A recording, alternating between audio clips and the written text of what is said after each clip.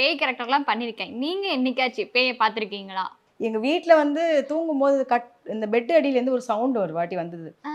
அந்த சவுண்ட் எங்கேருந்துமே வரல. பெட் அடியிலேருந்து மட்டும் தான் வருது. அது வந்து கரெக்ட்டா அங்கேருந்து தான் வருது.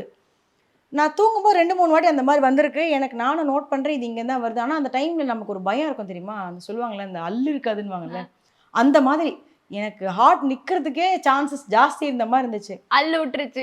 அது ஒரு 4 வாட்டி 5 வாட்டி நான் எக்ஸ்பீரியன்ஸ் பண்ணிட்டேன். அது அடிக்கடி வரும்போது எனக்கு என்ன ஆச்சுன்னா, என் அப்பா ரூம்ல தூங்கும்போது, இங்க அந்த சவுண்ட் வருது.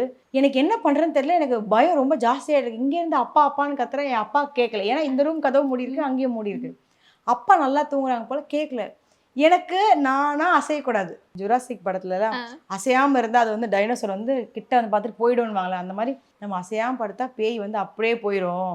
அப்படிங்கிற மாரி நம்மளுக்கு ஒரு தாட். இப்படியே படுத்துருக்குமா, இப்ப நம்ம வந்து என்ன பண்றது? எப்படி இந்த சவுண்ட நிறுத்துறது? எப்படி எந்திரிக்கிறது? எப்படி அப்பாவ கூப்பிடுறதுன்னு. பாப்பா வந்து அவ கட்டில்ல படுத்திருக்கா. ஒரே ம். ரூம்ல தான் இருக்கோம். ம். டக்குன்னு "அபி, தாத்தாவ கொஞ்சம் கூப்பிடேன். அம்மாக்கு கொஞ்சம் தலை வலிக்கிற மாரி" இப்படி. ஆனா கூப்பிட்ட குரலுக்கு எந்திரிச்சுட்டா. "என்னம்மா?" அப்படியே தூக்கத்துல எந்திரிச்சுட்டு இருக்கா. "என்னம்மா? தாத்தா கொஞ்சம் கூப்பிடேன். அம்மா கொஞ்சம் தலை வலிக்கிற மாரி இருக்கு. கொஞ்சம் சீக்கிரம் கூட்டு வாயேன்னா" அவ போய் எந்திரிச்சு அந்த குழந்தைக்கு அத நோட் ம். பண்ணதில்ல. அப்பா வந்தோனே, "அப்பா என்னோட கட்டிலுக்கு அடியிலருந்து சவுண்ட் வருதுன்னா" "ஆமாம்மா வருது.